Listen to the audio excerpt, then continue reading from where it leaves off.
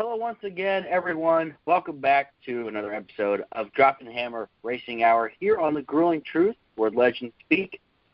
Sorry it's been a while. I'm Alex Gray, along here with Michael Klein, and we do have a special guest in here with us today. We have Mr. NASCAR himself, Brock Beard, joining us today. Brock, thanks for coming on.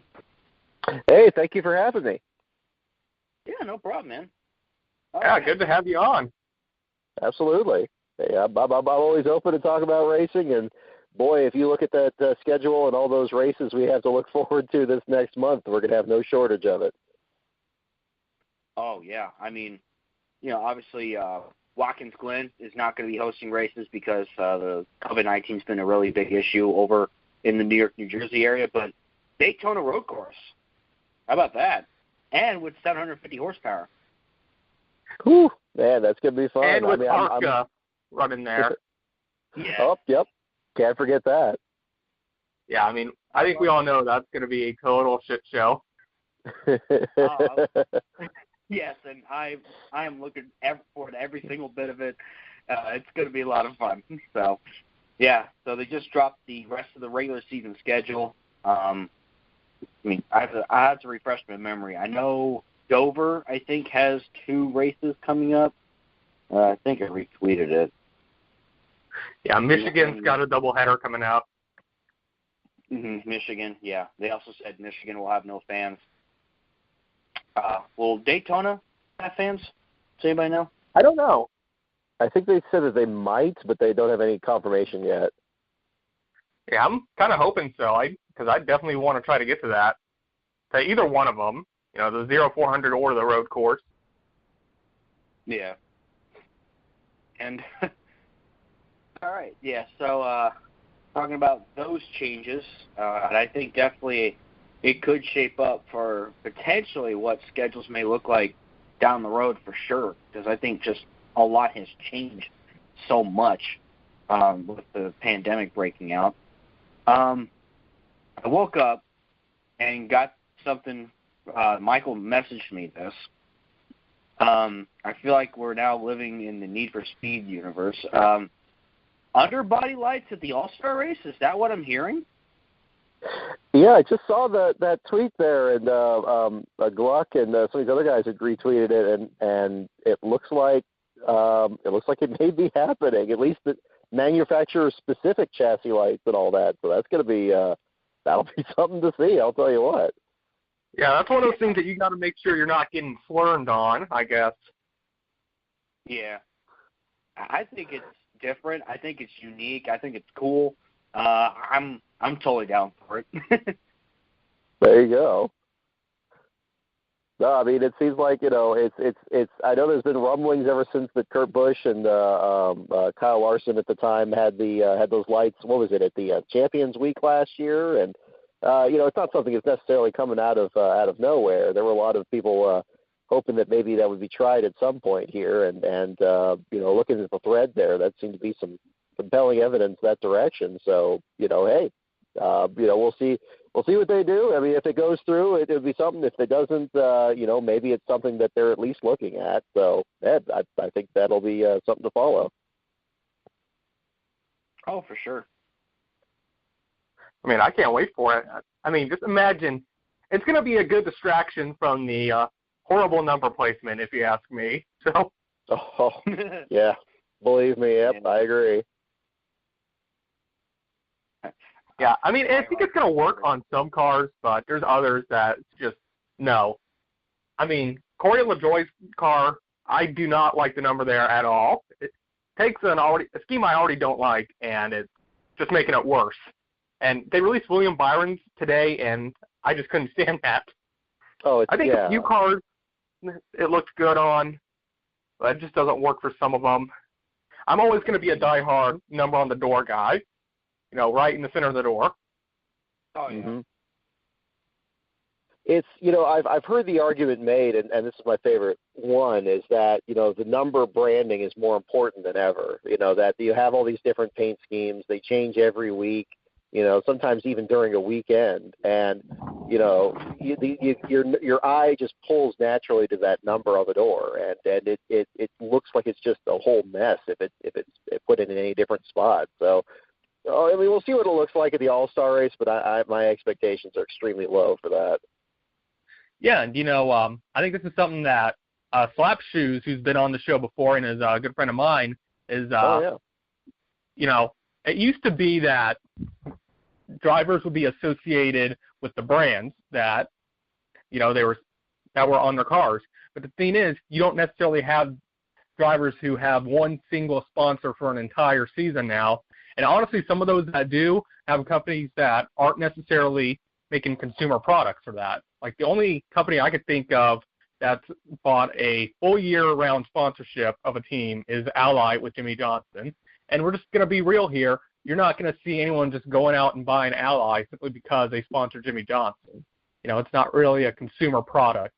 So, of course, the number is probably going to be what you associate with the drivers more now, with just the way the landscape of NASCAR has changed over the past 20 years. Mm-hmm. Mm-hmm. No, that's exactly it. You mentioned 20 years. That's right on the nose. I remember back in 2000 season, you could still, you would anticipate, the paint scheme preview at the beginning of the year, and there were a few special paint schemes. Even then, you would have a brand like Bell South or other companies that would run the same thing all year, and you would look forward to seeing it from one week to the next. And, it's unfortunate that the dynamics change, especially since around 2007 or so, but I don't know if we'll ever get back to that again, but it's something, if there's any way to artificially do that, that would be fantastic. Yeah, it's always felt like, back then it was Jeff Gordon drives DuPont Chevrolet, Mark Martin drove the Valvoline car, Mm-hmm. or later on Yep. the Viagra car, and, Dale Earnhardt Jr. drove the Budweiser car. Now it's Chase Elliott drives the Napa, Hooters, Sun Energy, Deck the car, and, it's changed a lot, especially since I started watching as a kid. Just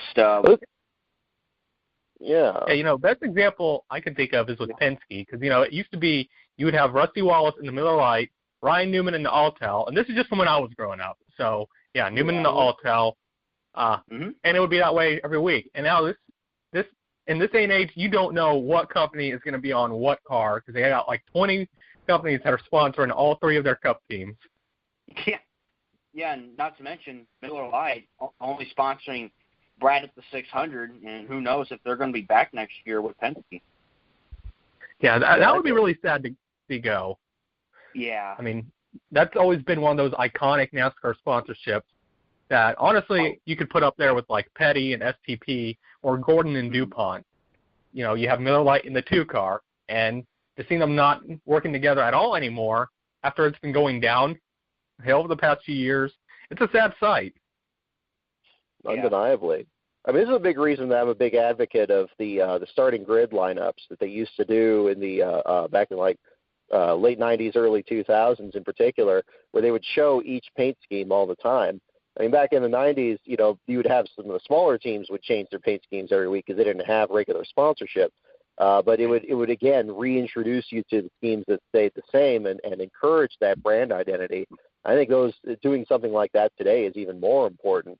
We saw a pretty decent grid format that NBC used at Indianapolis last week, but even they didn't really show the paint schemes of each of the cars, and they only did a fancy driver profile for the first 5 rows, which is unfortunate. So maybe we're getting a step closer to that, but I think that would maybe be another piece of the puzzle as a stopgap measure. Yeah, one time I was watching a replay. I think it was the 2002 shootout, or the Clash, or whatever it's called. And what I liked about the starting lineup is they had the drivers, all of them, introduce themselves and say something funny, "Hi, I'm Jeff Gordon, driving the 24. I may be starting in the back, but I'm going to win the shootout," or something like that. I just thought that was really cool, because I think the drivers. That's fun. Yeah, the drivers can connect to the fans that way a little bit more. Just feel that sort of connection, because it brings out the personality and character of a driver a little bit.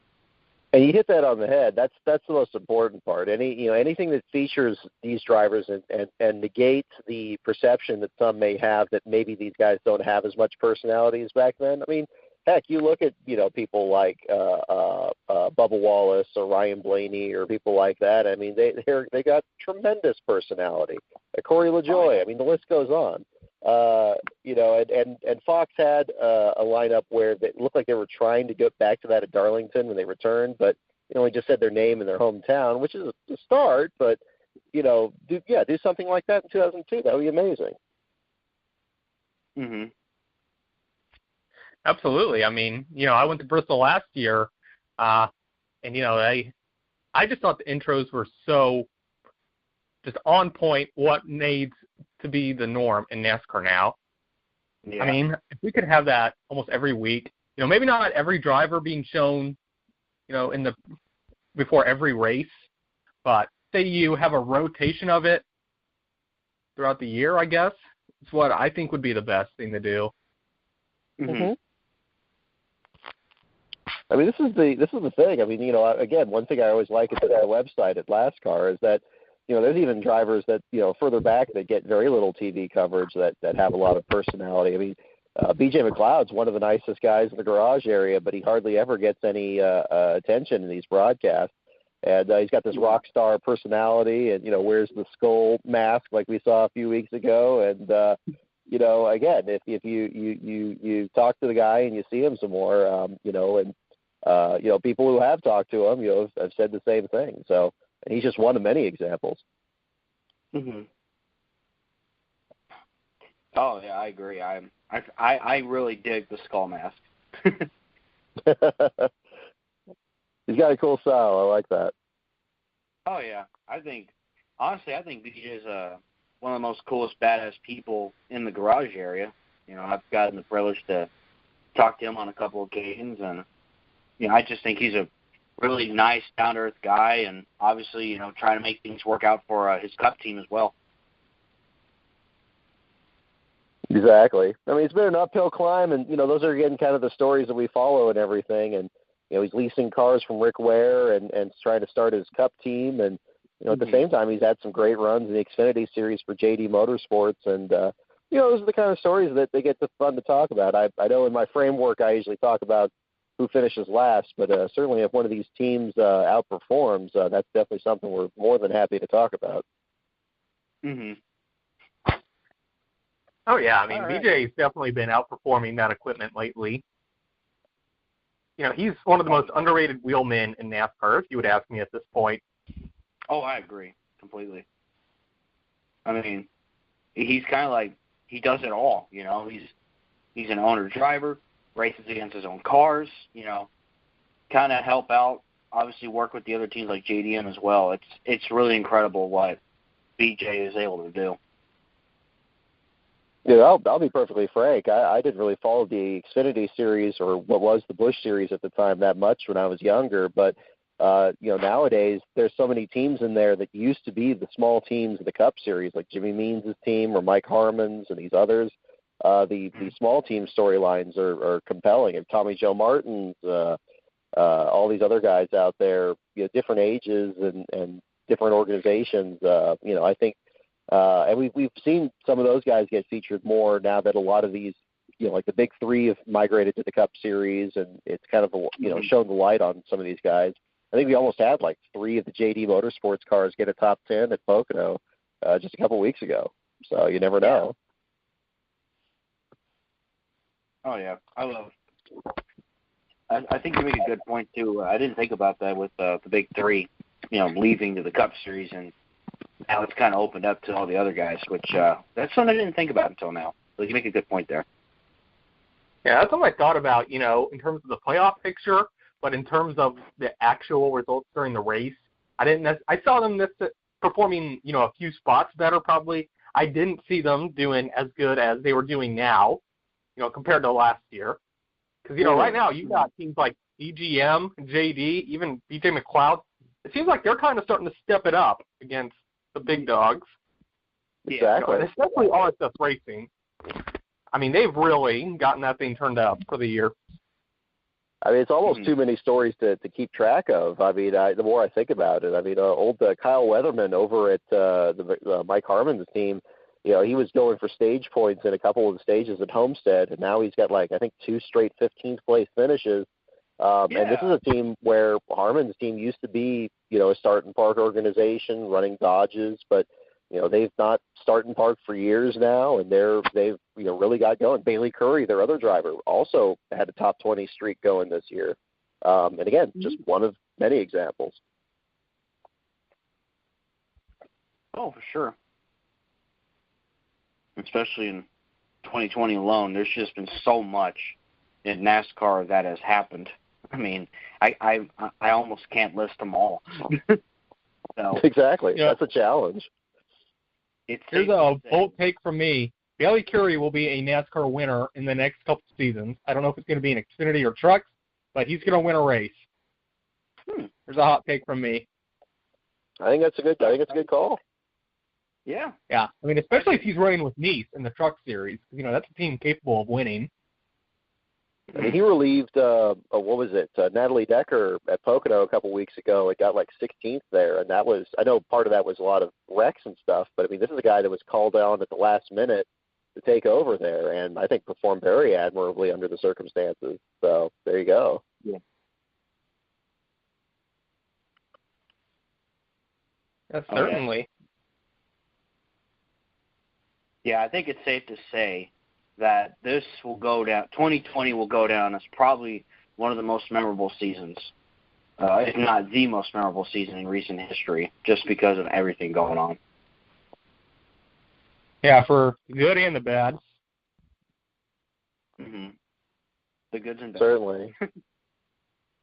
I think it's going to take a while for it to all come out in the wash, though. That's for sure, because it's like, you know, we're just talking about the density of the schedule, and I don't want to sound ungrateful because, you know, of course, there's, you know, we don't have baseball, we don't, you know, football, who knows what's going to happen there. But, you know, we've almost had so many races, you got to kind of take extra time to, there's no time to really, internalize what happens in each race before you're getting ready for like the next 3 or 4 in a row there. So it might be something that doesn't fully settle in until the off season. Right. So, looking back at Indy, I think it's safe to say the Indy road course was amazing. It really was. Yes. Oh, man. That made me wish I was there more. Same. That was one of the most exciting finishes I've ever seen there, and I know everybody right after it was like, get rid of the oval, get rid of the oval. So, I don't know. I think you can implement both tracks some way, some form for all series. But, yeah, I really think the road course race turned out great for the Xfinity Series.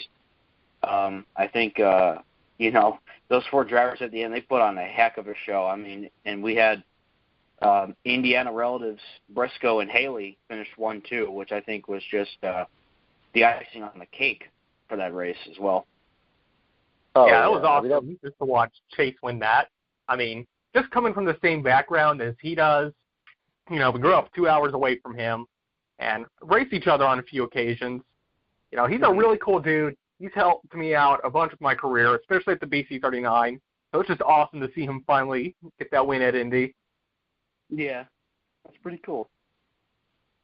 Easily. I mean, that was, that had shades to me of the 1993 Sears Point finish there, the Cup Series, where you had just so many drivers that were equally capable of taking the win and just, running over each other, but still managing to maintain control. And to do that on a track where, you had very limited practice in qualifying, and the first time they've actually raced there was really amazing. I mean, AJ Allmendinger is a world-class road course driver, and he had everything that he could stand working with Briscoe and Cindric and Haley. I mean, all those guys. I mean, it was incredible. And Haley himself. I mean, it's easy to forget in that finish. He was trailing by a pretty good margin there, and managed to work his way all the way up to second through that mix. And if they kept banging fenders more, I forgot who was in sixth. I don't know if it was Gregson or somebody else back there.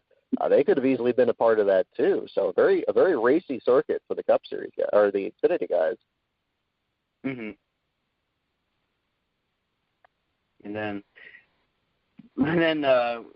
we turned to the Cup race, and I think I saw remnants of the 2008 Brickyard 400 in this race.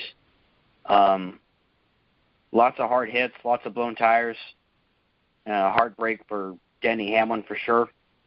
What are your thoughts on what went down there? I mean, it's an unfortunate, situation. I mean, to say the least. I mean, I don't want to speculate too much on the tire issue, although, I mean, because that's the age-old debate is like, these are, you always hear these broadcasts saying, oh, well, these bad tires, or do we do bad things to them? And there's arguments on both sides. I hope whatever the issue is, it's getting looked at critically, because you can't have people coming down the end of these really long straightaways and then plowing up the wall there with the right front. I did my video 3 before February earlier this week, or re-released it, and talked about the issues they had with hung throttles and hard hits to the wall, of course, back before the safer barrier was introduced. And thankfully, we have a lot of those advancements now. But it's still scary, even with all those safety advancements in there, to see people go full on at the wall and being able to slow down as little as they can. There's just no margin for error, and I think NASCAR should be applauded on the safety advancements that allowed drivers like Alex Bowman and Denny Hamlin and Eric Jones and so forth to walk away. But they also can't just ignore the very real issue, whatever the issue was. Again, whether it was the teams being over anxious on camber or whatever, or if there's a problem with the tire or something like that. Clearly, something needs to be done. Mm-hmm.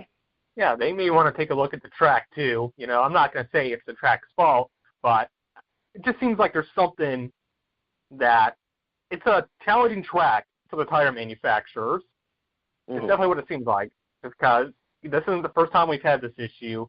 We had it back in 2008 with the Cup race, and most infamously, we had it back in 2005 with the Formula One race, which, I'm not going to explain that here because I could go on all day. So go watch Slapshoe's video on that. He put out a really good video on it. So you did. Interested in that, look it up.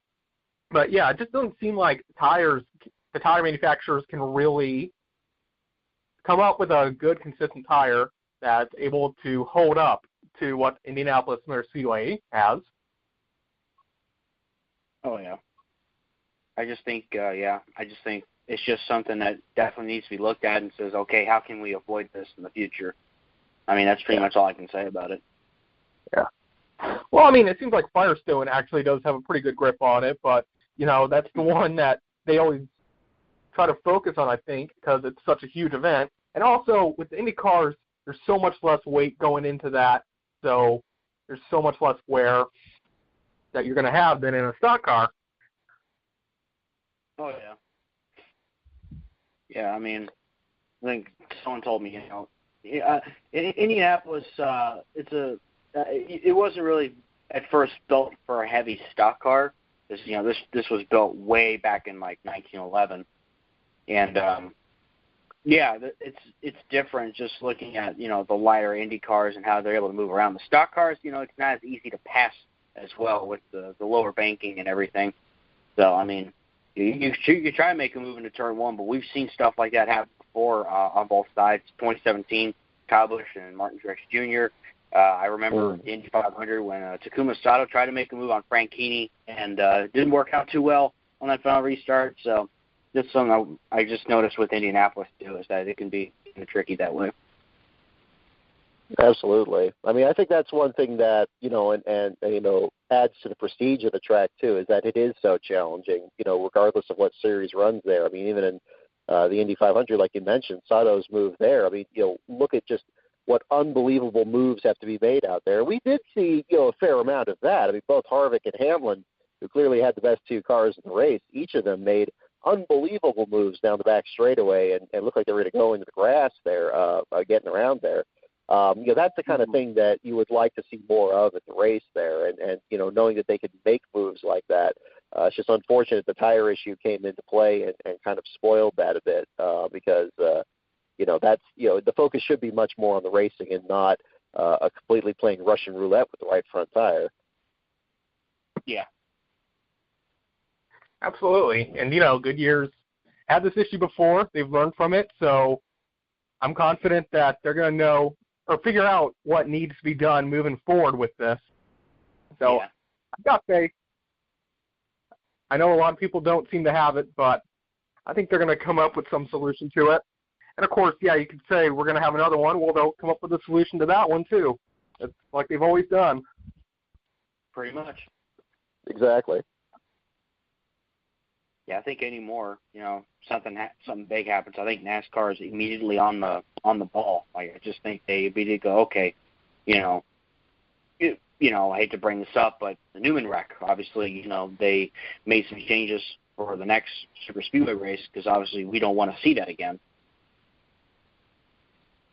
Exactly. I mean, and it's fair, and it's good to bring it up. I mean, this is the, I think again, you look back a couple decades there, and when you had serious accidents and serious consequences in there, I think the most important thing is to recognize what you can learn from it and take those steps. And NASCAR has done, as far as I've heard, they've taken good steps in terms of the reinforcement of the roll cage and consulted with Newman personally on that. And that's definitely the thing to call attention when certainly discussing that accident. They're always an opportunity to learn for sure. Yeah. Speaking of which, with Indy, Michael and I and his brother John, we actually went up to IRP for the ARCA race this past weekend. That was a lot of fun. We got to see the debut of Kyle Sieg. We actually got to go around and we had pit passes, so we got to check out the infield. And, Chandler Smith ended up winning, which right now I think there's some really good prospects in ARCA. Chandler Smith, Ty Gibbs, Haley Deegan, Thad Moffitt, Sam Mayer. There's a lot of good young drivers down there. And Taylor Gray, I want to give him a shout-out. 15 years old, driving for DGR Crosley. I think he finished like fourth or fifth. Drove his heart out.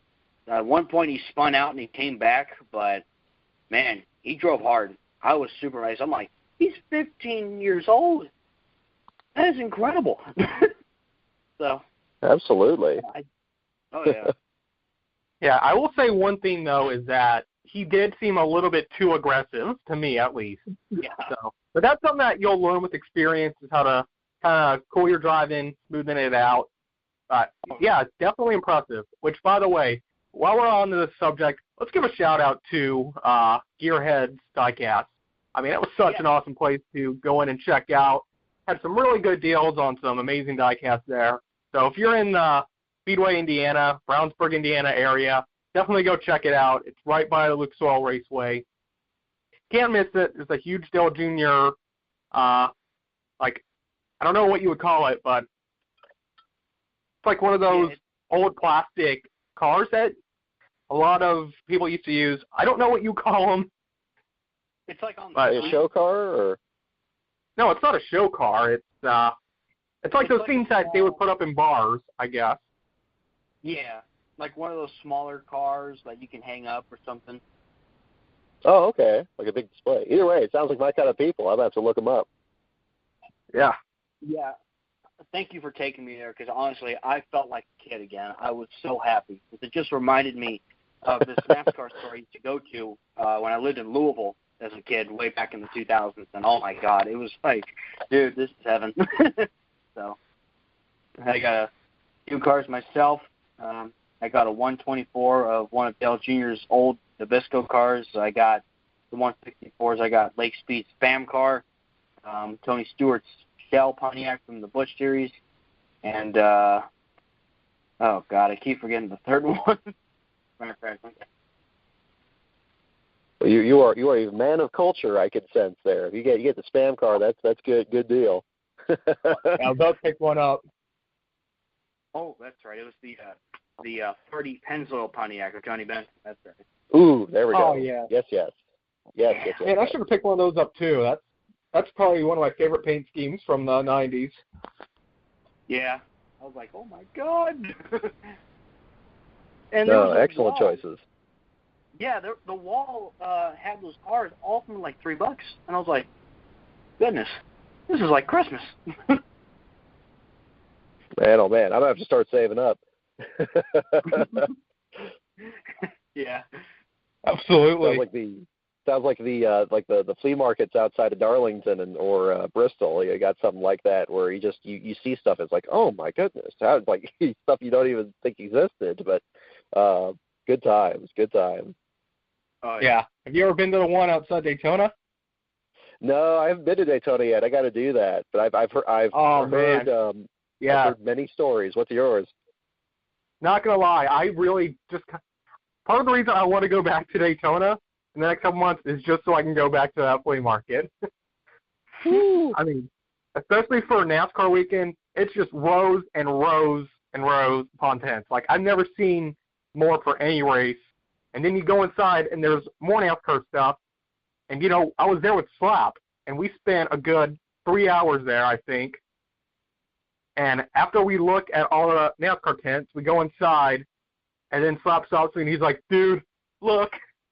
And there's a huge anime shop there, which, for anyone who doesn't know, me and Slap are huge anime fans. So, oh no, that's awesome. We went there, and we spent like $200. Heck, only 200? My goodness, man. Yeah, that was me, man. 200. That's awesome. Yeah. No, I picked up a bunch of you know, posters and figures. we were going to do Daytona this year. Unfortunately, it fell through, but we're already looking at putting that. Yeah, it's still on our list for sure. Definitely. Yeah, I definitely want to go to Daytona. You know, I originally had this before COVID broke out. My original plan was, you know what? Next February, when the next gen rolls out, I'm going to go to the 500. Oh, next gen got pushed back. So we'll see what I do. So there we go. Well, it's just that much more time to prepare, I guess, if nothing else. Yeah. I just like to see the start of a new generation, a new era in NASCAR. So I think that'd be pretty cool. Oh, it'd be exciting. Absolutely. Yeah. Hey, you'll still have to come down, Alex. You know. Oh yeah. I'll probably have a place for you. Oh, that'd be great. As long as my cousin lets us stay for free, and he doesn't mind if I bring guests. So. Oh, cool. Okay. I'll definitely have to take up on that offer. Yeah, I think he would go to town there because they also had just a whole wall of just My Hero Academia stuff, which I know is your favorite. There we go. Nice. Plus Ultra. Oh yeah. I mean, I got Plus Ultra. Plus Ultra. I got. I'll tell you, you know. Man, you know, it's so not. It seems, well, it probably isn't as rare as I think it is, but I mean, yeah, it's good to see how much crossover there is between anime fans and NASCAR fans. I grew up watching Inuyasha and Bleach on Adult Swim, and nowadays, yeah, My Hero Academia, Fire Force, things like that. I think Future Diary is what I'm watching now, which is a little crazy, but yeah, I mean, always love the art form. I was actually in my anime club when I was in college. It's called Cal There was Anima an anime club in college? Oh, my goodness. Oh, it was the best. No, I was in, we watched, what was it? Melody of Oblivion, Gankutsuo, which was like a version of like the, oh gosh, what was it? Oh, I'm slipping it. It was some, Count of Monte Cristo. That's what it was. It was a Count of Monte Cristo update where it was like the main character was from space or something. Oh my gosh, it was so much fun. Fond memories. Yeah. Yeah, actually, that trip there is actually what got me into Yu Yu Hakusho because Slap found like 2 figurines from the show, and he's like, dude, you got to check this one out. It is so good. There we go. So I'm like, okay, yeah, I'll check it out. And I finally got around to doing it, and I love it. Oh, that's a fun one. That's a fun one too. Yeah, you get to get some of those older ones there, where the, you know, I mean the new stuff's good, but the old stuff, the liveliness of the animation is always fun to watch too. And Hakusho is a good example of that. Yeah. Another one I've been watching that's kind of older is it's actually this one called Ghost Stories, which I'm not gonna quote it at all because if that's the case and it comes out, my driving career is over. So just go check that one out. It's called Ghost Stories, and you got to watch the dub. It's just not good if you don't watch that one dubbed. Oh, the dub is hilarious. Yeah, absolutely. I won't spoil it for your listeners, but it's definitely something. Definitely recommend check it out. But yeah, I kind of got started. My brother showed me Attack on Titan, and from then on, I've just been really enthralled with the animation and also just the voice acting. It just seems like they're able to put more into it than you see in some of the American stuff. And of course, I just love the art as a whole. I mean, the animation is just incredible. And it just impresses me how much they're able to crank out of that, like way more than they are here. Because you have One Piece that's been around for over 20 years, and they're already almost double what The Simpsons has. Yeah, no, same with Naruto. 1,000 episodes or something like that? Yeah. I mean, Naruto, I think, is working on 800, something like that, and, you know, they've been around since 2002, I think, something around then. Yeah, sounds about right. That's insane. I mean, you know, it's set a whole other benchmark, both in animation and in serialization of shows there about how long something could go, and that's awesome to see. Oh yeah. Yeah. And actually, this does kind of remind me. There's something I want to recommend to you guys is that I don't think you were here for this, Alex, but me and Ryan were actually talking, and he was telling me about this one show called Capetta, and it's actually about this kid who starts out in kart, and he moves up to, I think, Formula 3.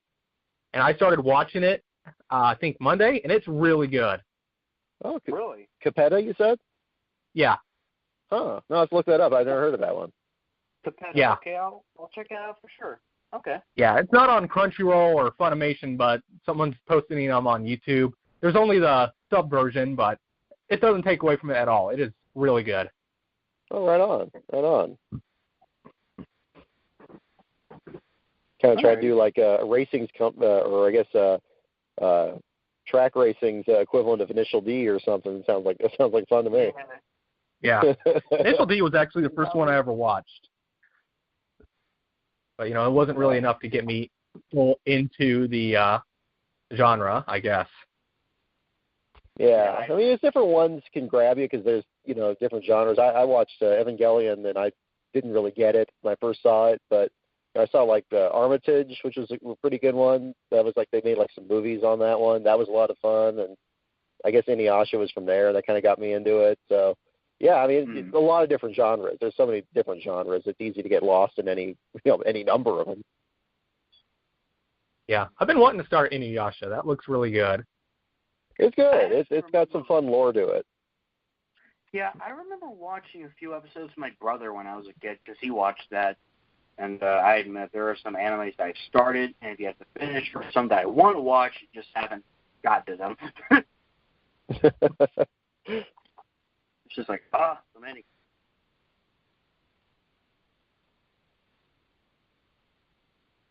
Actually, I guess that's kind of a lie. I think the first one I ever really watched was Speed Racer because I started watching it when I was a kid and they were playing it on Speed Channel, which was just awesome, the fact they were playing that on there. I didn't really get the whole animation thing. And when you go back and look at it, and all I can think is, man, the voice acting was horrible on that. Well, that whole show has just become a meme now at this point. But it's that's still a lot of fun though. Did you guys see the live action movie that came out in like 2007? I think it was. Yeah. The Speed Racer movie? Yeah. Oh yeah, that one was intense. I'll tell you what. I made the mistake of seeing that in IMAX, and I think I lost a little bit of my depth perception after that was over with. That was pretty crazy.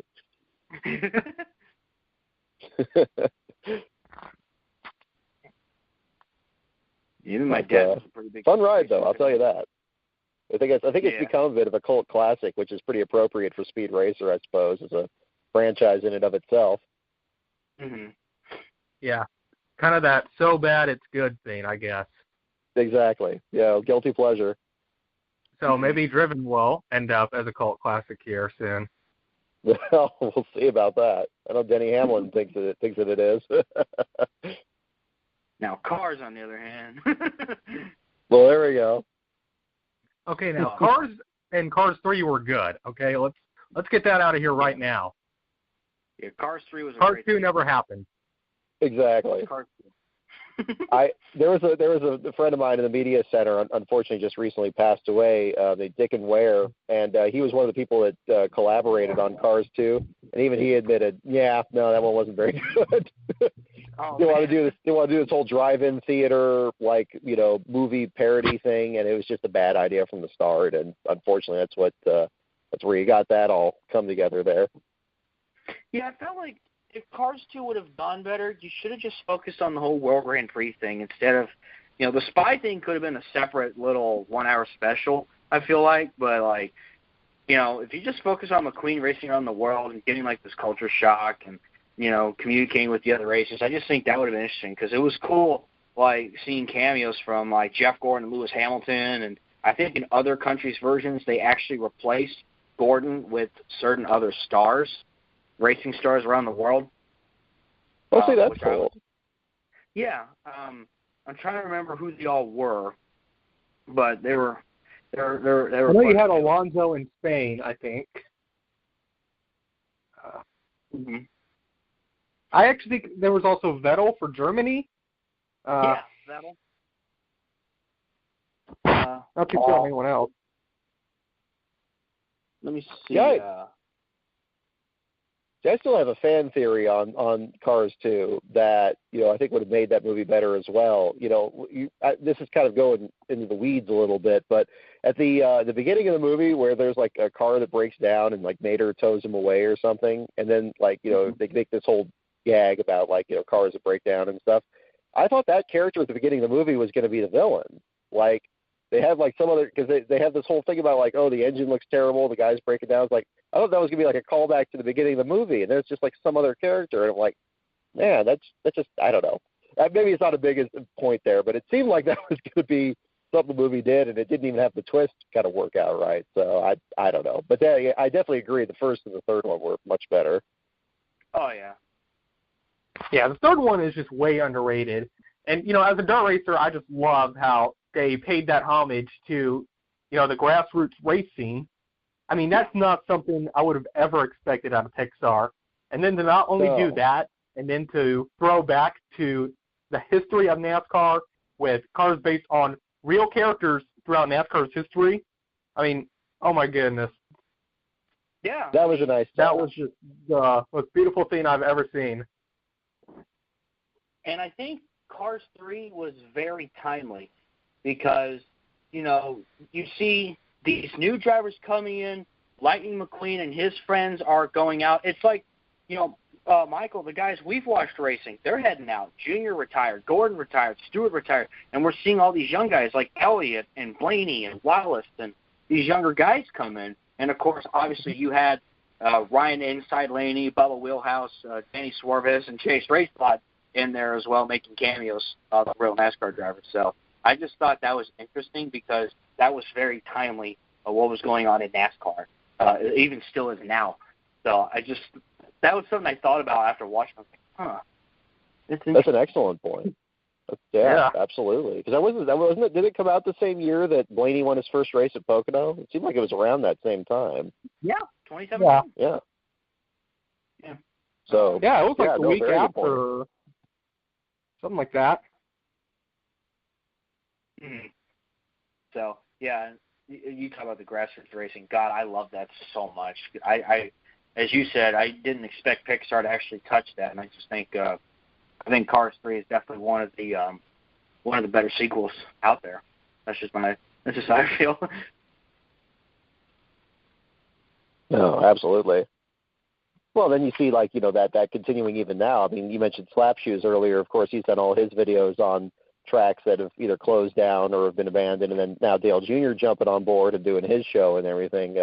There's definitely that passion for the sport's history and, elements of it that just aren't there anymore. And it is good. It was very surprising to see Pixar take that on and do it as appropriately as they did. Yeah, and I think that's a good thing, Heck, when I was a kid and I was on the internet one day, I looked up, and I lived in Louisville at the time I was a kid, and I didn't even know there was a Louisville Motor Speedway. My dad and I actually on a weekend we decided to go out and find where it was, and of course it was long gone. But we're like, oh yeah, this is where it's at. And Truck Series ran there from '95 to '99, I think it was. It sucks that tracks like those have gone by the wayside too. Obviously, other tracks like Nazareth, there's not much left of it except probably remnants of the actual track. Pretty much nature's kind of taking it over. I'm pretty sure they might build something on top of it. It's just it's fascinating, pretty much like looking at the history of things and just looking back at how much racing has progressed over time. Because I feel like with cars and the automobile industry, things change more than any other major sport. I think in motorsports anyway. Oh, very good point. Yes. Mm-hmm. Yeah, I kind of rambled there for a second. No. Hey, no, I don't mind shooting the breeze on motorsports. I always find myself being kind of the person that ends up introducing racing to people, and it's a breath of fresh air to speak with people like yourselves who are as passionate of so many aspects of the sport and anime, for that matter.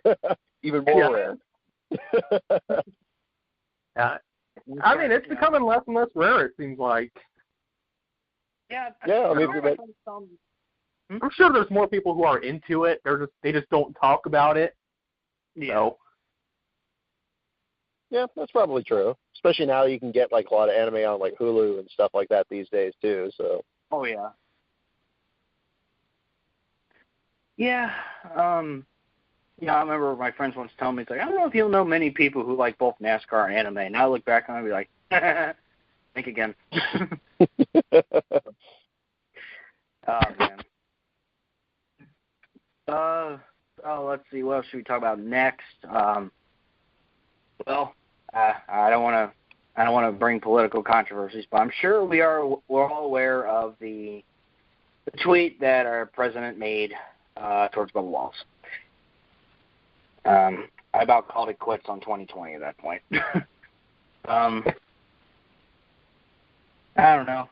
All I can really say about that is, that wasn't a good idea to tweet, considering the fact that, you get called a racist a lot.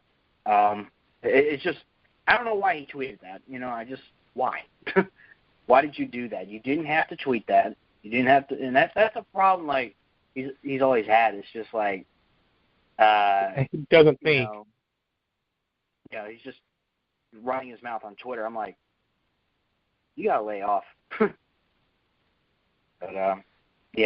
sorry to change topics like that, but I knew that was something we talked about bringing up. No, it's worth raising. I mean, I think, the whole thing that happened, at Talladega and everything that's that's been going on since then. I think the biggest thing that I hope that comes from that is that it encourages some kind of reconciliation and things kind of calm down a bit there. And I think that I'm struck by what I believe it was at the Scene Vault podcast tweeted the day that the FBI had their revelation about it, and I'm trying to remember exactly how they put it. They put it quite well that maybe what that revelation showed us in what the FBI found is that maybe these racial instances are not as prevalent as we all fear that they may be, and that's a positive thing. That's a good thing that we learned from it there, and it's unfortunate that there's a lot of political debate on both sides of it and everything, and it's been a bit of the way that it's fallen into place here with everything that's happened since then. But I do hope that there's a reconciliation and there's a something positive that comes from it. And I do believe in some cases there have been. I talk a lot about culture changes in the sport and understanding when some changes need to be made and so forth. And I do believe that there is an open culture to that in the sport. And I've always bristled at the people dismissive of NASCAR and saying, oh, well, it's just a bunch of rednecks or it's just a bunch of this and that. I think that, NASCAR is one of the most open, places to invite new fans. I think that they have done everything that they can do to, make everybody be as comfortable at the racetrack as possible. And, if it weren't for all these restrictions, of course, with what's going on in the world right now, I'm sure that they would, they would see an uptick. And I hope that when these regulations do get loose, that we're going to see a lot more people at the tracks and everything. And that will have been from, some changes in the sport here. So it's been a real frustrating series of events. Not just what happened with the president's tweet, but everything else from there. I know there's a lot of media members that were. I remember Ryan McGee's post he did after expressing about the response to the first allegations of the news at Talladega, and the having to get the story right, and then everything going one direction or another, and he had some great words on that, and I encourage people to check out his video on that, because I think he covered the storyline from this very well as well. Again, I think it's been a tumultuous period, but again, I have the optimism that hopefully we come out of this better one way or the other for sure. Oh, I 100% agree. I know it's kind of rambling there, but yeah, there's been a lot. It's hard to boil it down to one statement, that's for sure. Mm-hmm. Yeah, and I just want to say this. There is a huge difference between a misunderstanding and a hoax. I mean, Bubba never even saw it. He didn't report it. None of this was his doing, and I'm sure if he could have it any other way, nothing like this would have happened, except for maybe the scene of them uniting on pit road like that. I think anyone would have taken that. But to call it a hoax or to compare him to Jesse Smollett is just the stupidest thing ever. So if you're doing that, please stop, because you obviously don't know what you're talking about. And if you ask me, anyone who's still going on about that is either incredibly ignorant or racist. I'm just going to say that. I know that got a little intense, but I just think that's something that has to be said. Yeah, I understand completely. That's why the next race after Talladega, even Mike Joy even pointed it out, and he's a national treasure, man. He was like, and a lot of people were, as you said, a lot of people, this is no way in what Jesse Smollett. And I was like, wow, Mike Joy, God bless you, sir. I'm glad you pointed that out, because, again, Bubba never saw it. So, I'm again, glad it wasn't a hate crime. It was, I think still NASCAR showed that, hey, this sport is for everyone and anyone, and that we support each other. I mean, in motorsports, man, it's all one big family. And honestly, during this whole pandemic, I think motorsports is going to come out fine. They're doing great. NASCAR's been fine. Okay, we've had, obviously we've had, some cases in a couple shops, and obviously with Johnson, and now we got IMSA back, Formula One's back doing fine, IndyCar's back. I think motorsports is going to come out of this great, in my opinion. I think they're at a great advantage, because there's worries about with the MLS, there's worries about the NBA coming back. Obviously, the MLB almost lost their season. So, I'm not bashing on those other leagues at all. I just feel like motorsports is going to be just fine. No, you raise a perfect point there. I mean, that's, I think that, NASCAR has had this opportunity, this amazing opportunity, unprecedented really, to be the first sport coming back during this pandemic and to attract the new fan base. And, it's unfortunate that a lot of this stuff is, this stuff has happened, but I think perhaps maybe some of that is just a consequence of being the only sport that's out there. And, in the end though, I mean, more people are watching it, more people are interested in it. And yes, I share your optimism that, when this clears up, you're gonna see different people in the stands and more people there, hopefully. And hey, all are welcome. I've been excited to, again, as I mentioned earlier, I've been excited to kind of introduce people to the sport in the past, and I feel like, being able to do that again now in a different way there. So I think that's something that helps everybody. Yeah, absolutely. I that's just something I've thought about for a while now, and I really wanted to talk about that on here. So, yeah. No, it's worth bringing up, certainly. Oh, yeah. All righty. Before we dive into Kentucky, Brock, do you want to tell us a little bit more about yourself and what you do? Oh, certainly. So what I do, my main website is NASCAR.info. I follow the battle for last place in all NASCAR's top 3 series.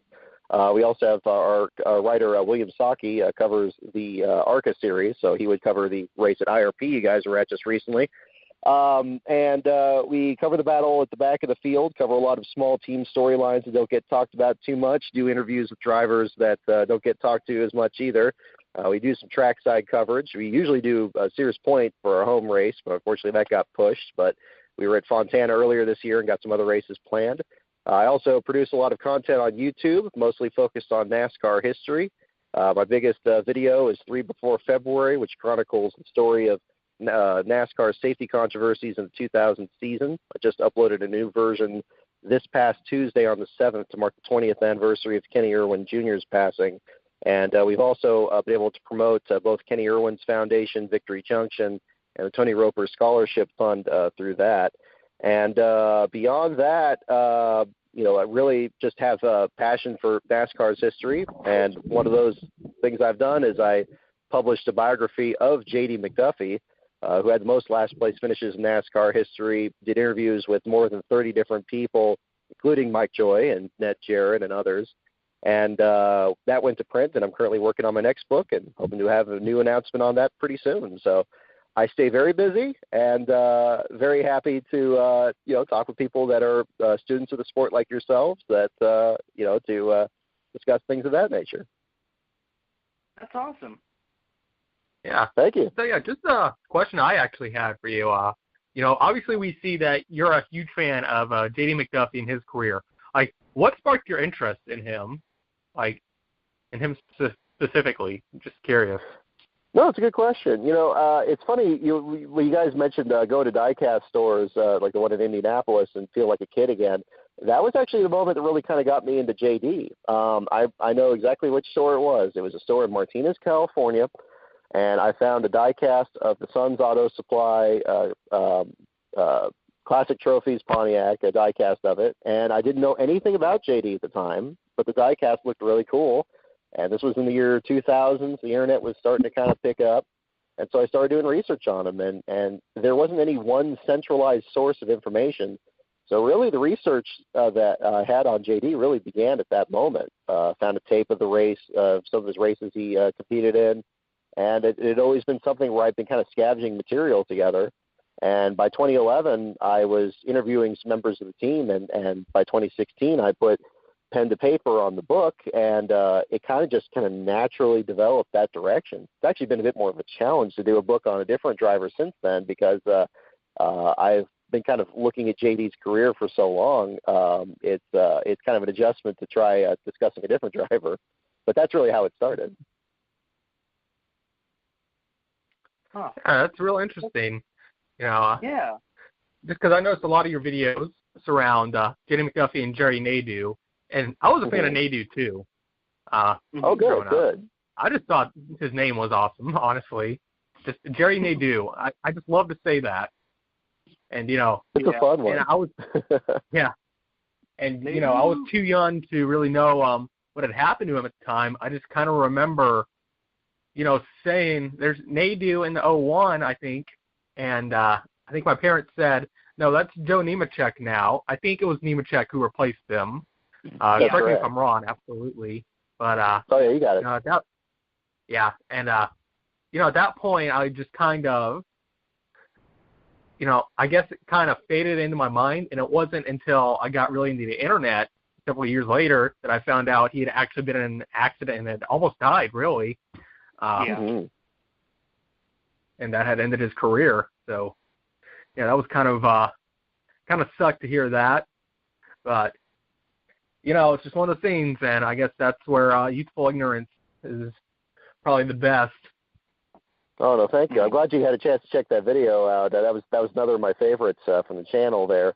That was in Jerry's fan club from '99 through 2004. They even had it 1 year after his accident at Richmond in '03, and he was just fun to watch. He was the first driver I watched from the start of his NASCAR career, pretty much. I know he was in the Busch Series a bit before in Cup, but the start of his Cup career at least, through the end of it there, and it had a very significant effect on me because I just thought he was very underrated. He was very aggressive, kind of like some of these ARCA kids you're talking about at IRP.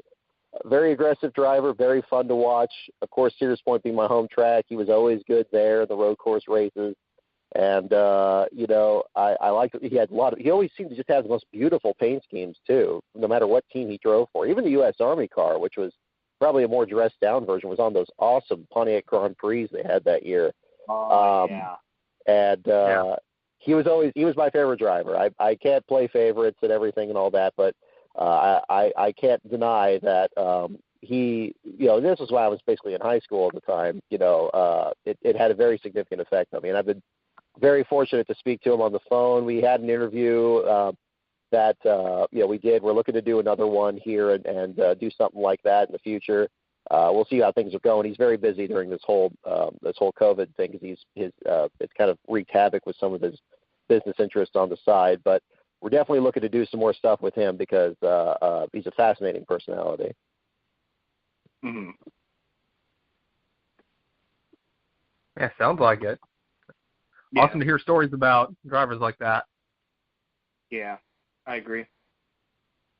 And that's a great thing with racing is that, you have, even when you have shorter and shorter fields, you have maybe, 38 or 36 drivers in one series or barely getting 40 drivers in the Cup Series. That's still 40 different stories, and each race is something different that happens for these guys. And, sometimes when you kind of take one person out like they do and just look at their career, it becomes an interesting story. And I'm sure, people could do the very same thing with pretty much anybody who's ever raced out there. And I hope to see that because I think that that's one thing I positioned in the Nadu video is like what people's favorite driver was and what was the moment that endeared them to him.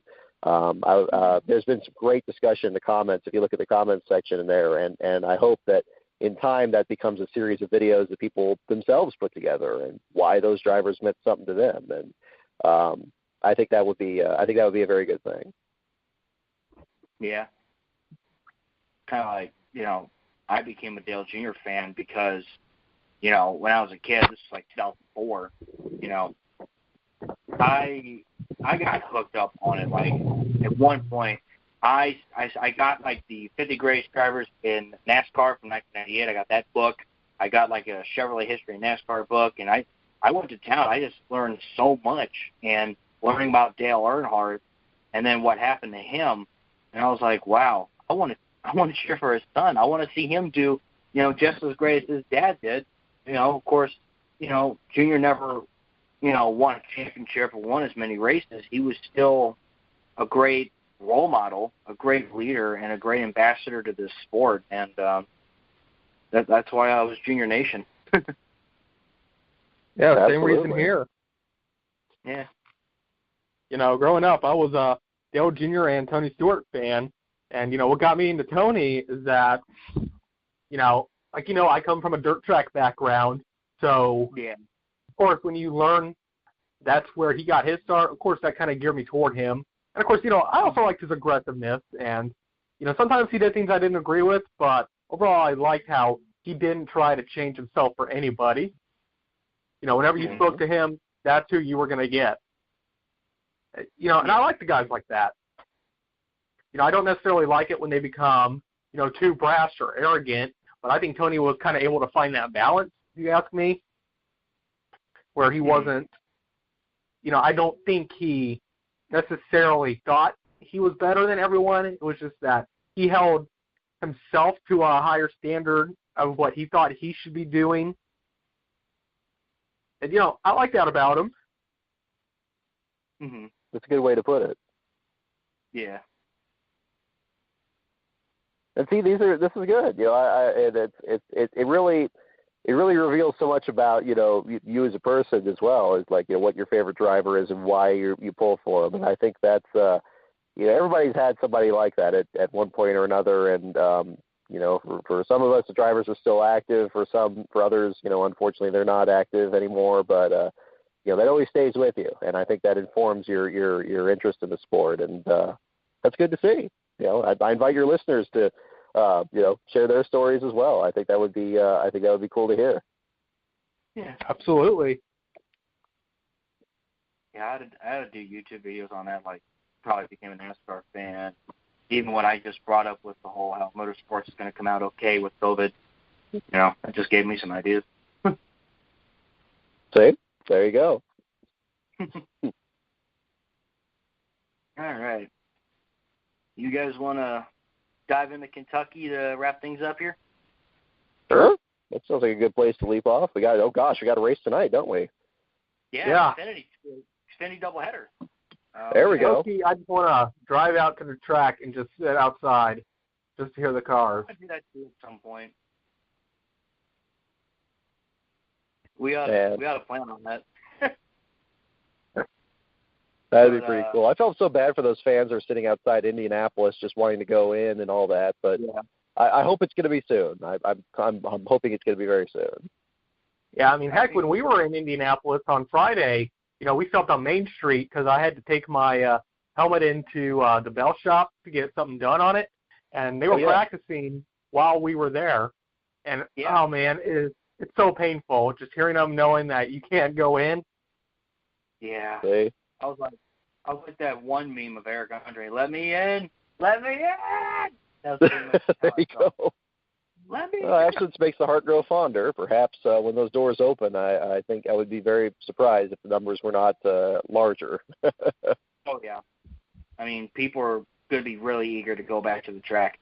So, even when everything else reopened recently with the bars and restaurants, unfortunately, there was a spike because a lot of people crowded them because they missed going there. And it's just like, oh, man, it's tough. It's like, we got to follow these guidelines, but, it's just tough.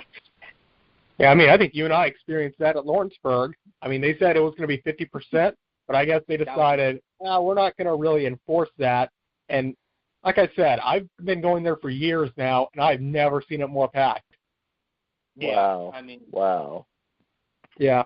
Yeah, that was way more than 50%. Like we talked a bit earlier. Sorry, go ahead, Brock. Oh, no, I was just saying, just a corollary to this. I mean, we were talking earlier about, a reconciliation and kind of a return to, things calming down a bit. I think that's going to be the other part of it. People going into these places when doors are open and they could go in the stands and hang out. I think that's going to do a lot of good. So that's why, again, I'm certainly not alone in being anxious for that moment, but I think that will help clear up a lot of this political and whatever wrangling that's been going on these last few weeks. Oh, yeah. I think it's going to be really bitter. It's going to be really nice when, things calm down and people can go back to, normal life, I suppose, and going to races and stuff. I think it's going to be pretty wholesome and pretty bittersweet. Yeah. Oh, yeah. And, it's also kind of something like, I think we heard from Sleener last night because they had the Sleener Nationals going on.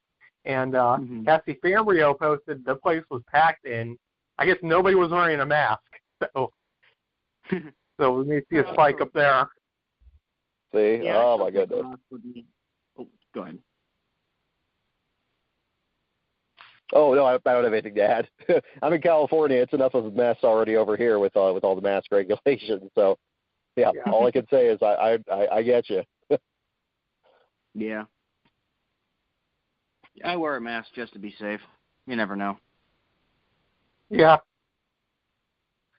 That's kind of why you go out and you find a fun one. Like I'm sure you saw, I have the Tokyo Ghoul mask. Oh, there we go. Yeah. Yeah, when I found out I was going to wear a mask, I was like, okay, I got to get something good. And then I thought, I should get Ken Koneke's mask. So, of course, that's what I did. I like it. Yeah, I'm always open to something that encourages people's creativity, and I work in the emergency room actually on checking in patients, so I've seen all sorts of designs of masks. It's like, ooh, that's really good. Oh.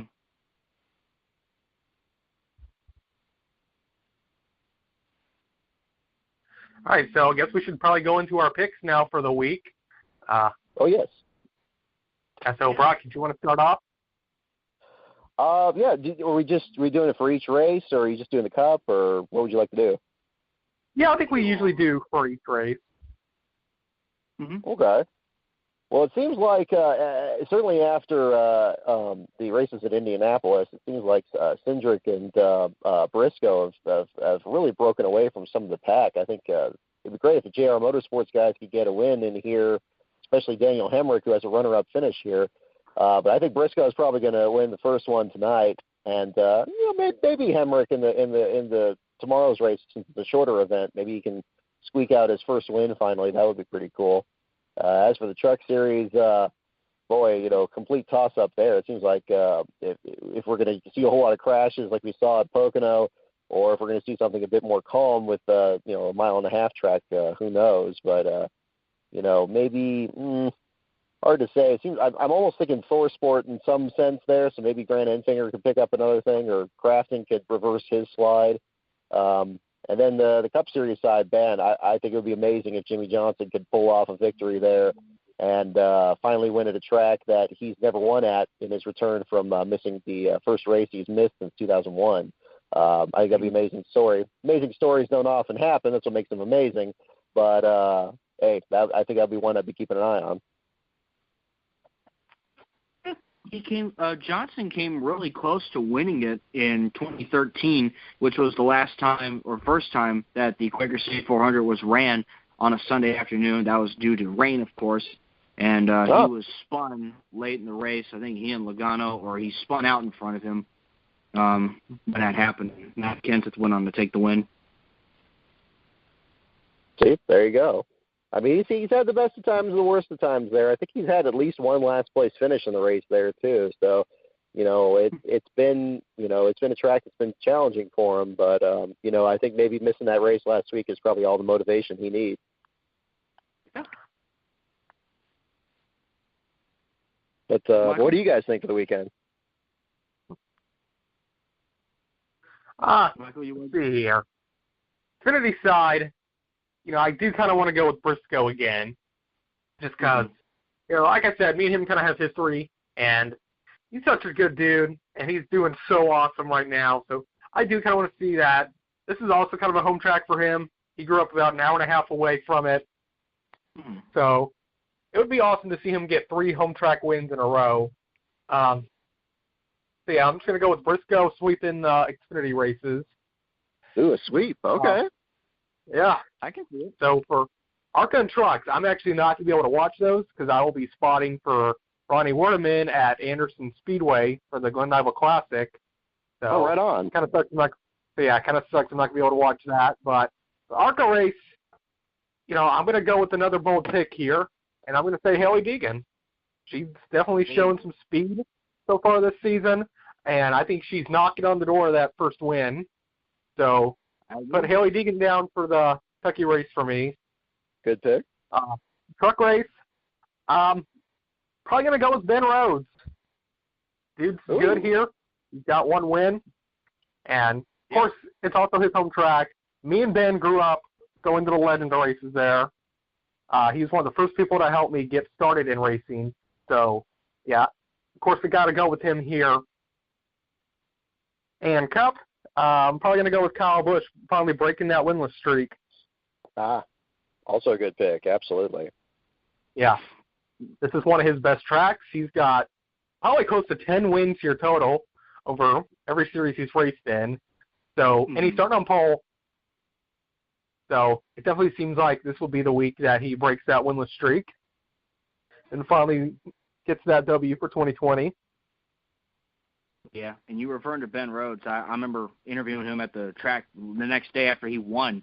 I remember him telling me it was like winning the Daytona 500, winning it at his home track. And I think it was cool getting to be there in Victory Lane too, because that meant a lot to him. And I'd like to see him do it again, especially him being the kid from Louisville. I lived in Louisville for 10 years, so I'd like to see him, see if he can do it again. But going with my picks, definitely Briscoe. He's the best driver by far, tearing it up. You know, I like his odds for both races, really. I think he'll win tonight. Race 2, I didn't check. Is Daniel Hemrick running in both these races? I want to make sure. Yeah, Hemrick's just running in the Jeb's second running race. Yeah, Jeb Burton's in the first one. Oh, Jeb Burton, first one. Okay. Okay. I'm liking Briscoe. You know what? Actually, yeah, I'm going to go with Michael here. I'm going to go with a Briscoe sweep. Okay. So I think he's it's certainly He's possible. tearing it up right. Yeah, very possible. He's tearing it up. I like his odds. Looking at Arca, I don't think anybody's swept one of these doubleheaders yet, so he could definitely be the first guy to do it. Oh yeah. Looking at Arca, for some reason I'm liking Michael Self, but I'm also liking Haley Deegan too. So those are probably my 2 picks there. And then going into the trucks, I definitely would throw Ben Rhodes' name into the equation. I like his odds. I'm also feeling a guy like Brian Enfinger or Johnny Sauter as well. I'm feeling a couple of those guys as well. And going in Cup, I usually do a pick 4 on Twitter. I'm also I'm thinking about doing because I know Kamikaze Games did like a reaction to live races on YouTube streams before. I'm heavily considering that for the Cup race, just because I won't be able to go. No one's gonna be able to go, so it would be something cool to do, just to chat with other people about it and just reacting to it. If you'd be interested, Michael. Cup race. Kyle Busch, definitely one pick. Pick number 2, Brad Keselowski. He's the other great driver there. Dominates that track really well. Pick number 3, I'm going to go with Denny Hamlin.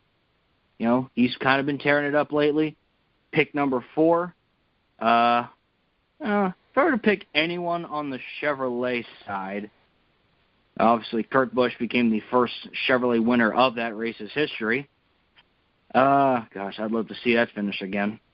Yeah, that was fun. Oh, God, yeah. That was a blast. In terms of Chevy boys, I could see Chase Elliott. I don't know why, but I could see Possibility. it. Mm-hmm. And, that's pretty much all the picks I have for Kentucky Speedway. Interesting thing that somebody pointed out yesterday is that this is one of 2 tracks Elliott has never led a lap on. Who is it? I did not know that. Chase Elliott. Huh. How about that? Well, technically 2 now, because now you have the Daytona Road Course, but you know what I mean? Yeah, but in terms of ones that he has run at so far. Interesting. Mm-hmm. Okay. So my only favorite statistic with Kentucky is its surprising history of upset winners. That both David Gilliland and Stephen Light had their first Xfinity wins here years ago. I know it's been a little. Oh yeah. We were both there. Oh, right on. Oh, that's so exciting. Yeah. Yeah, I still remember that. Yeah, I was. My dad and I got sweet tickets through a company called JTM Foods. And I remember everyone was like, "Who the heck is David Gilliland?" I was like, "Whoa!" Even as a kid, I was like, "How this guy is? This is awesome." Yeah, I remember just going in there for qualifying, and we'd gotten there for like the last 2 cars of qualifying. So I think it was Carl Edwards and then David Gilliland went out last. And I just thought, I've never seen that car before, and my uncle actually somehow knew about it. And he was like, "Oh, that's David Gilliland." And I was thinking, I've never heard of that guy before. And, of course, I'm expecting him to not be a factor, Because, me being the Carl Edwards fan, wanting him to do the backflip, of course, that's who I was pulling for. And then, just seeing him win it, I was thinking, oh, my goodness. Yeah. Not to mention, years later, I learned that his dad, Butch Gilliland, drove in NASCAR and other forms of racing as well.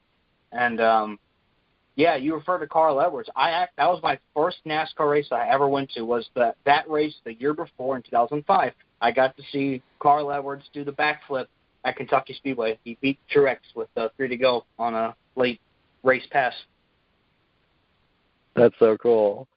No, the Gilliland thing was great. I remember in '06 after he won the Kentucky race, he got suddenly like a last-minute Cup entry to run Sears Point for his Cup debut. I think it was with the 72 team. And I remember, I think it was on some radio shows, like on Sirius or something, and they were talking with the truck driver, the hauler driver for that team, and saying, "Yeah, we're bringing the car out for David this weekend. We're giving him a chance after going to the Xfinity race." And I thought that was so cool that they were heading over the West Coast there, and he had a solid run. He finished, I think, like 25th or something in that first one. So, maybe a Cup career where he didn't win a race, but a solid driver, and obviously now you got his son out there, Todd. So, again, another one of these legacies continuing on here alongside people like Ryan Blaney and Chase Elliott and so forth. Mm-hmm. Gosh, man, I love looking back at stuff like that back then. I put up a YouTube video. It's like 40 minutes long, but it's a lot of home video footage that I took from races from like 2011 up until last year, starting with, of course, the first ever Kentucky Cup race and all the races I went to and just all the memories. It was cool looking back at all those clips. My God, man, I remember all that, all the races my dad and I went to. Oh, man. Oh. I'm so happy I put that video together. Well, I'd love to see that. Shoot me a link when you get the chance. Yeah, I'll send it to you on Twitter. Please do. All right. I've never been to Kentucky yet, but that's one that's we're trying. My brother and I are trying to knock off as many on the list as possible here once things get rolling again. We did most sport for the first time last year, and it's a good thing we did with the schedule being realigned and everything. But places like Kentucky we're looking at too. Yeah, I don't care what people say about Kentucky. I love that damn track. That's my home track. Oh yeah. Nah, that's good. That's good. I mean, honestly, if I ever make it to that level, that's the one track I think I would want to win. Like, honestly, probably even more than the Daytona 500. Really? That high in regard, huh? Wow. That's something. Yeah. Well, when it's your home track that you've grown up going to your whole life, then yeah, you kind of build that attachment to it. I can see that. I mean, for me, I'm more on the media side of things. I'd like to, heck, my biggest dream is to call NASCAR races someday or do something like Bob Pockrass does. And obviously, if I got to call a race at my home track, man, that would be awesome for me. Which Fox is doing the race here. I kind of wish they'd bring DW back because he helped build that track. That'd be kind of cool. It's old Kentucky home, so. Yeah, that's a good point, actually. Yeah. Yeah. And something that no one brings up is that one of the best things about being able to go to Kentucky nowadays is that you get to hear Ray Dunlap again because he's actually the play-by-play announcer for the track now. He actually lives in Cincinnati. That's something I just found out I didn't know that. a little while ago. Huh. Okay. Oh, how about that? Well, that's cool. Yeah. I love hearing stuff. Yeah, I was always a fan of Ray Dunlap when he called the Truck Series. So. Oh yeah. It's like highly underrated hit reporter, especially. Oh yeah. His Twitter is quite the fun follow as well, I would have to say. He's very outspoken. All right. Nothing wrong with that. All right. So, anything else that we want to cover or talk about? I think we kind of covered it all. Yeah. Brock, is there anything else you wanted to add? No.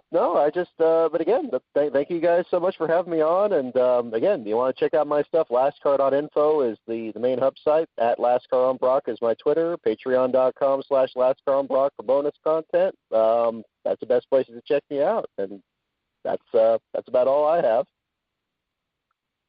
Yeah. Actually, just curious. I noticed that you narrate a lot of the NASCAR Man videos. Just curious. Yeah. Like, do you make those, or do you just narrate them? Oh yes, I always forget to bring that up there. Thank you so much for bringing that up. Yes, those are actually NASCAR Man's videos himself that he makes. I'm just the one very fortunate enough to do narrations for his videos. He comes up with the stories and the scripts and sends them over to me. I record them, and he makes a video out of them. So really, it's 90% of the work there at least is him on that. I'm very fortunate to be affiliated with him. He invited me on board because he didn't have the recording equipment, and I had that for my videos. And I really appreciated that he reached out to me because it encouraged me to restart my channel too. And so now we're both making stuff on there. And yes, NASCAR Man History, the channel there on YouTube. He's done some stuff with, I believe, the Scene Vault podcast. He's been referenced on Dale Jr. Download. Fantastic work there. Very, very honored to be working with him. And I do actually have another script that I just sent to him just recently, or recording sent to him recently. So we have another one in the works at the moment. He'll have more information on that for you guys as we get closer to the release date.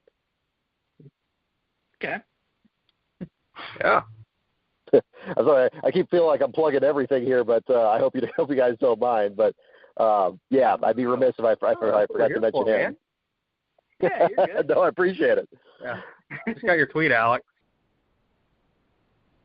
Oh, yeah. Yeah. Carson Ware is the guy who got me into Sword Art Online.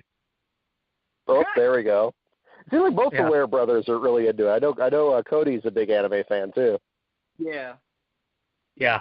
I think Carson was doing a Q&A, and I just asked him favorite anime, just kind of getting him a bullshit question, I guess. And he was like, dude, you got to watch SAO. So. Man, that reminds me of like talking to Bubba Wallace in Phoenix last year to ask him if he tried the flavor blasted goldfish crackers, because I knew that he's a big fan of the regular goldfish crackers. And he's basically like, no, I'm kind of like traditional. And then I saw a picture later on, he actually bought some of them. I was like, oh, okay. Might be worth a 10. You never know, man. So that's the greatest thing with these drivers. I mean, they're just, they really are, interesting people and entertaining to talk to, and so you never know when you find a question like, talking to somebody about what anime they watch or what their favorite snack is. It might actually open some interesting doors. You never know. Yeah.